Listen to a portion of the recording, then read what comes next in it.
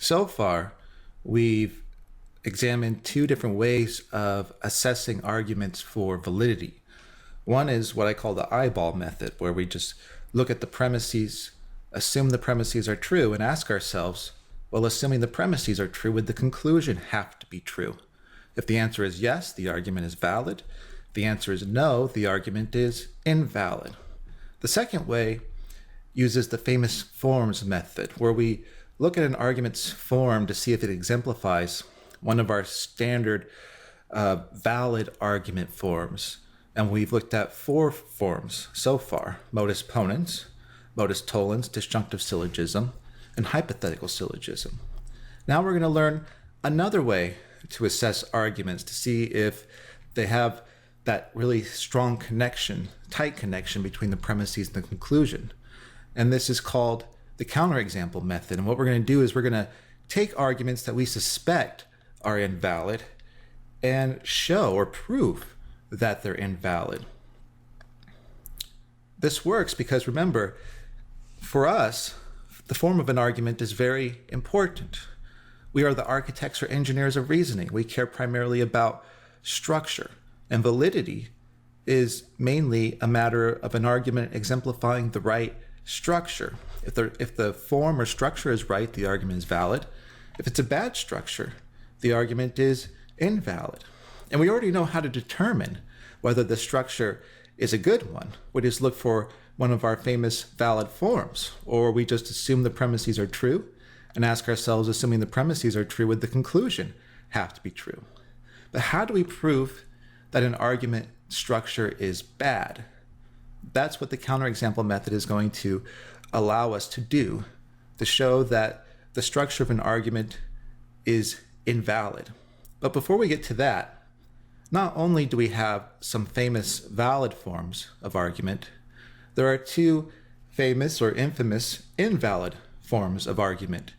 And if we can memorize these forms, then we'll do better at, one, staying away from using them, and two, being able to immediately tell or judge that some argument that you're evaluating exemplifies one of those forms and therefore is invalid. The problem is these two forms look a lot like our first two famous forms. They look a lot like modus ponens and modus tollens, which is why they're famous invalid forms, because people mistake them for those two valid forms all the time. Because these two forms are so famously invalid, because people use them all the time, we're going to have to work especially hard here to overcome our instincts, because it's natural for us to use these argument forms. It's just a habit that most people have, is that they use these two forms called affirming the consequent and denying the antecedent. And when you're studying logic, you learn some things more easily, and some things take longer to learn. You have to spend more time on them. You have to focus more. You have to be more diligent in putting those or understanding those features of logic. And this will probably be one of those where you need to spend more time and make sure you get straight what these argument forms are, and you can distinguish them from modus ponens and modus tollens. Remember the parts of a conditional. A conditional is an if-then claim, and we call the part that follows the if the antecedent, and what's left over we call the consequent. Well, the names for these two famous invalid forms give away their structure, because they refer to things like the antecedent or the consequent. And once you know the names, and once you know the antecedent comes after the if, and the consequent is what is left over, just by knowing the names, you'll be able to know what the form of the argument is. So let's look quickly at our two most famous valid forms, modus ponens and modus tollens. Modus ponens goes left to right affirming, starts on the left side. It affirms what's in the antecedent, so it affirms A. And then it goes to the right side and affirms what's in the consequent, so it affirms B. If A, then B. Left side, A. Go to the right side, therefore B. Modus tollens is the opposite direction, and it uses, instead of affirmation, a denial. But it starts out the same way. If A, then B. goes right to left denying. Deny what's on the right side. Not B, go to the left side, deny that. Not A. Denying the antecedent is the first of our famous invalid forms. And it does exactly what it says. It denies what's in the antecedent of a conditional. The reason people think it's valid, or they mistake it for a valid form, is that it looks a lot like modus tollens. So like we just said, modus tollens is right to left denying. You start on the right side of the conditional. You deny what's there. Then you go to the left side. You deny what's there. So here's an example. If George Washington was beheaded, then he is dead. Start on the right side. Deny that. But George Washington is not dead. Go to the left side. Deny that. Therefore, George Washington was not beheaded. Denying the antecedent looks a lot like modus tollens, but it isn't. Even though it resembles it, it isn't modus tollens because it goes left to right denying. Its structure is if A then B, but instead of going to the right and saying not B, therefore not A, it goes to the left side and says not A, denies the antecedent, therefore not B. Whenever you use this argument form, you're giving an invalid argument. Here's an example. If George Washington was beheaded, then he is dead. George Washington was not beheaded. Therefore, George Washington is not dead. Now notice, these premises are actually true. If George Washington was beheaded, then he is dead. Yeah, that's true. And he was not beheaded. That's true. But the conclusion is false. George Washington is not dead. The premises are true and the conclusion is false. This is going to become something we emphasize later on as we talk more about the counterexample method. But you can see here, all it's saying is, if you're beheaded, then you're dead. And then it says George Washington wasn't beheaded. It doesn't say the only way to die is to be beheaded. It just makes the trite, obvious claim that if you're beheaded, then you're dead. And by the way, George Washington wasn't beheaded. That doesn't tell us anything about whether he is dead or not dead. So this argument is invalid because the conditional tells us if the antecedent is true, then the consequent follows. That's it. It's not saying that the consequent is true only if the antecedent is true. It's not saying that in order for the consequent to be true, it's necessary that the antecedent is true. All it's saying is, if you know the antecedent is true, then you can infer the consequent. So what if the antecedent is false? That doesn't tell us anything. We don't know anything because the conditional is not talking about that. All it's saying is, if the antecedent is true, then the consequent follows. What if we know if the consequent is false? Well, that does tell us something. That's modus tollens. If the antecedent is true, then the consequent follows, but the consequent didn't follow. Well, then the antecedent must not have been true. Because if it were true, we would find the consequent. Here are some more examples of denying the antecedent that are clearly invalid. If I live in Waseca, then my commute to South Central College takes over 15 minutes. But I don't live in Waseca, so my commute takes less than 15 minutes. I don't live in Waseca because I live in Janesville. So it's true that if I live in Waseca, then my commute to South Central College takes over 15 minutes. It's also true that I don't live in Waseca. But does that mean my commute to South Central College takes under 15 minutes? No, because I live in Janesville, and it still takes over 15 minutes. So just because if you live in Waseca, you've got a decently long commute to South Central, doesn't mean if you don't live in Waseca, you must have a pretty short commute. You could live in Owatonna. You could live in Faribault. All it's saying is, hey, if you live in Waseca, then infer it takes over 15 minutes to get to South Central College. That's it. Another one, if Susan went to Harvard, then she must be very smart. But Susan didn't go to Harvard, okay? Does that mean she must not be very smart? Of course not. Because perhaps Susan went to Oxford, or Susan went to Cambridge, or Princeton, or Stanford. All it's saying is, if you know someone's from Harvard, then you know they're pretty smart.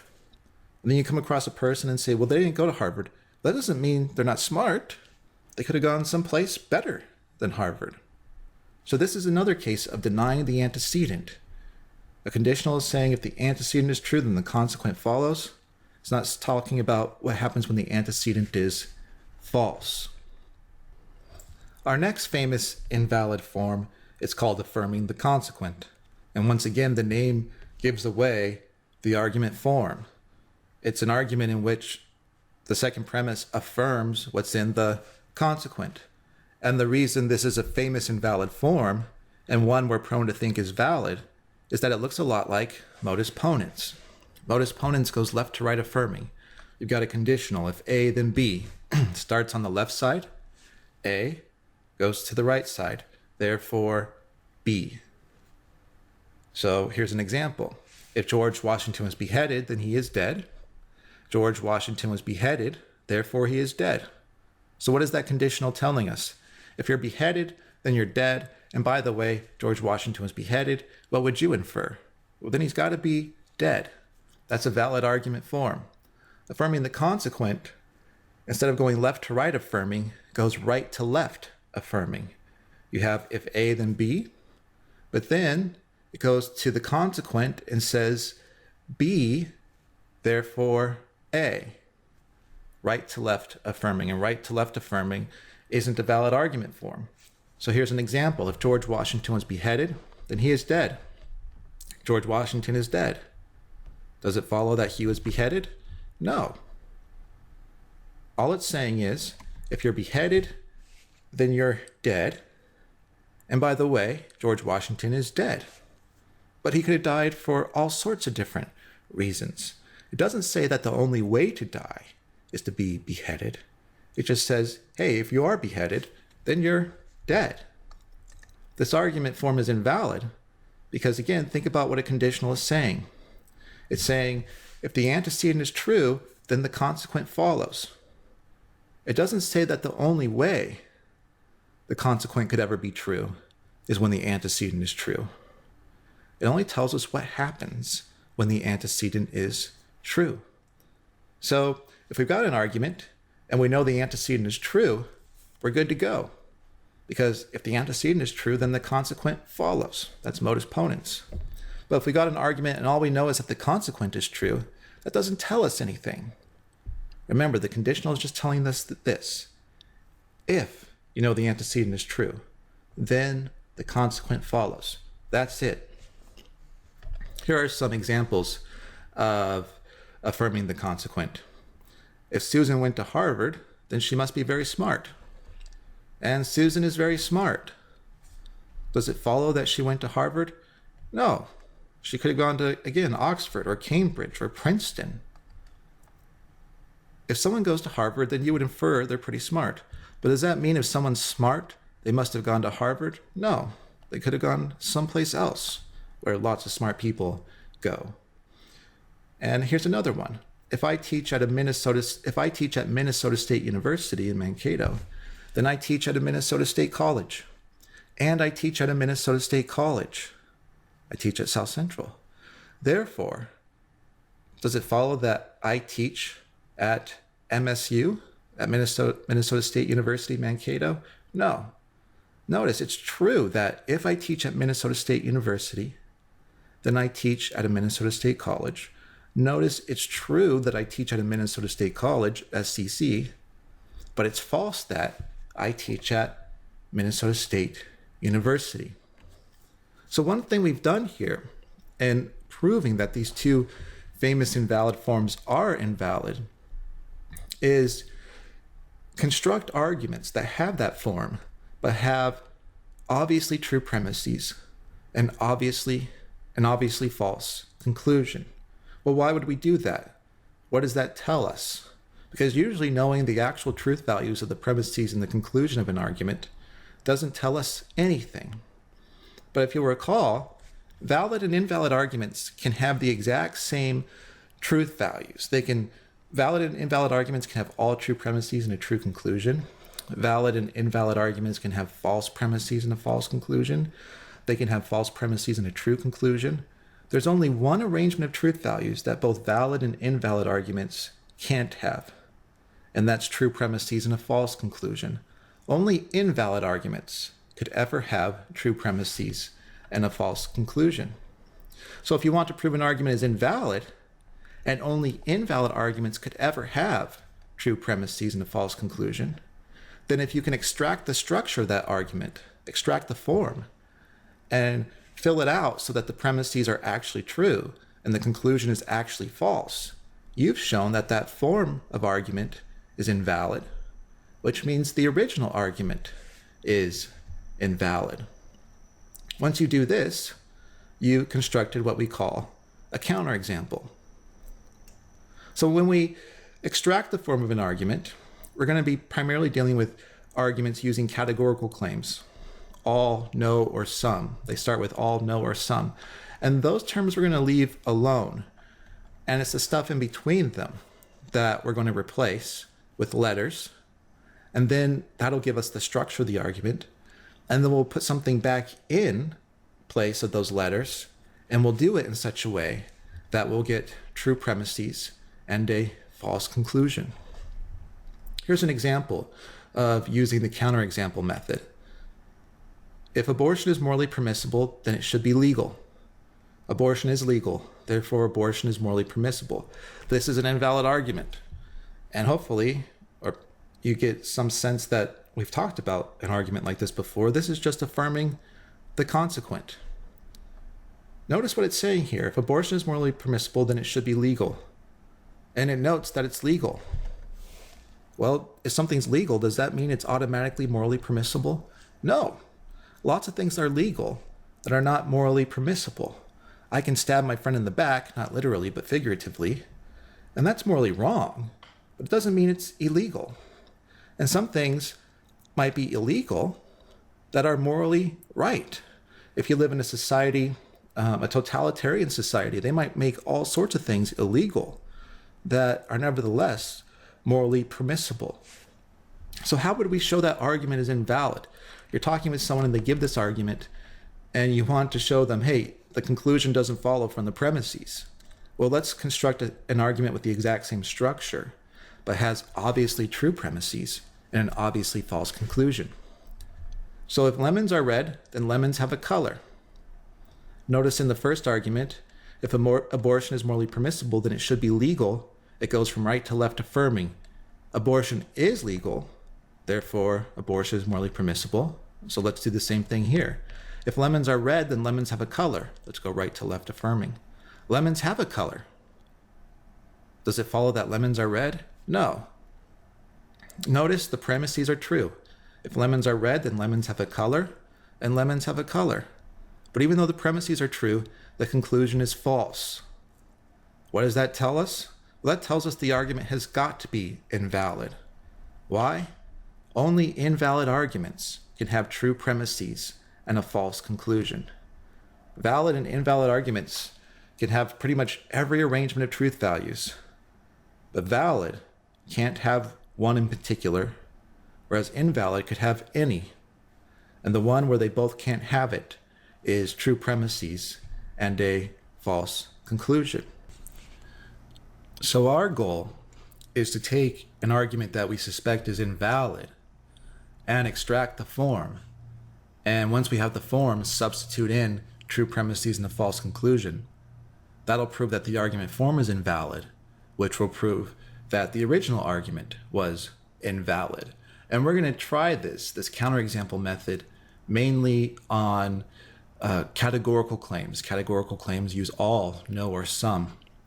So we're going to first extract the structure of the argument and then try to make the premises true and the conclusion false.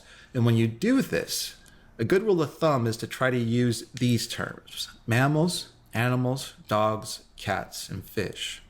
To substitute in the structure, these things, these terms, because it's easier to construct a counterexample when you're using these as opposed to just trying to pull things out of your head and not having anything to go on.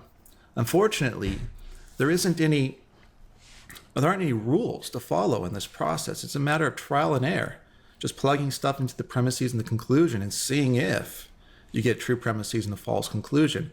But if you use these terms, I think it's easier to try to get true premises and a false conclusion. But you're not required to use them. You can use anything you want. The one rule is substitute in stuff so that you get true premises and a false conclusion. So let's try this. Here's an argument. All vegetarians who refuse to eat animal products are vegans.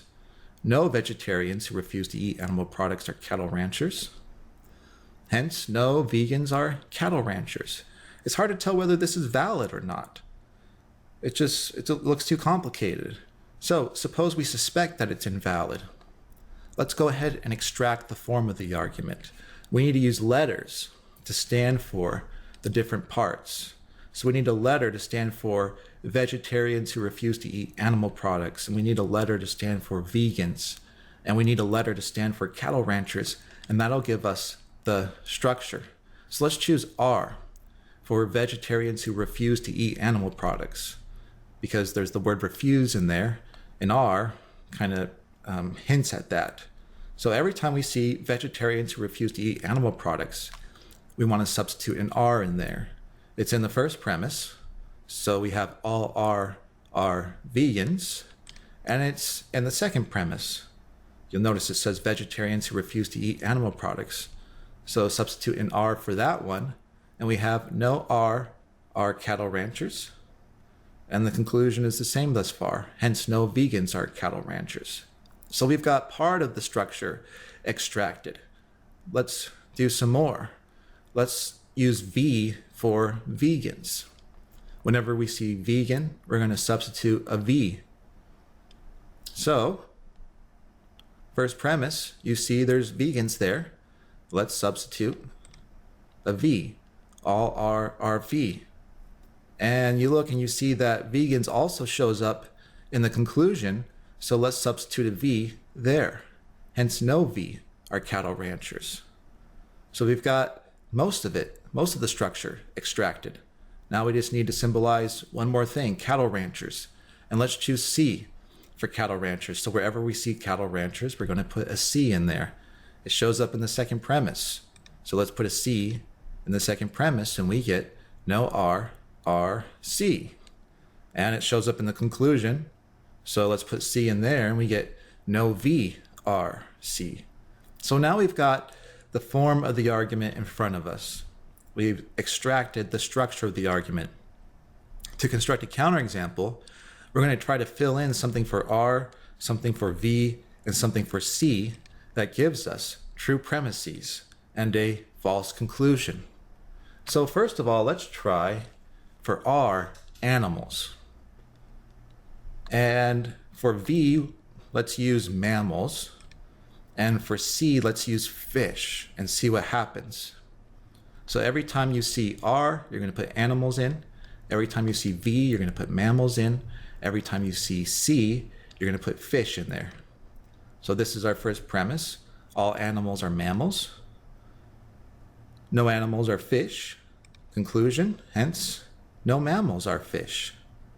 Does this give us a counterexample? Does this show that the original argument is invalid?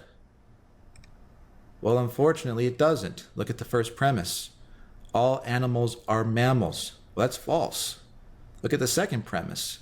No animals are fish. Well, that's false too. And the conclusion, hence no mammals are fish, that's true. So we got at least a true conclusion, but it's actually upside down. We wanted true premises and a false conclusion. So we need to try again. Remember, this is all a matter of trial and error, plugging stuff in until you get true premises and a false conclusion.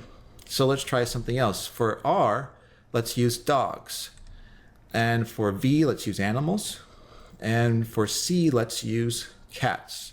So every time you see R in the argument, you're going to substitute dogs. Every time you see V in the argument, you're going to substitute animals. Every time you see C in the argument, you're going to substitute cats. What does that give us? Well, the first premise comes out to this. All dogs are animals. And that's true. So we've got one for one so far. We want true premises. The first one is true. Next one, no dogs are cats. Well, that's true as well. So we're on the right track. Now all we need is a false conclusion. Let's see what the conclusion becomes. Hence, no animals are cats. Well, that's false. So we've got true premises and a false conclusion. Now, if you were to give someone this argument, they could probably see that it's invalid, especially if you point out that the premises are actually true and the conclusion is actually false.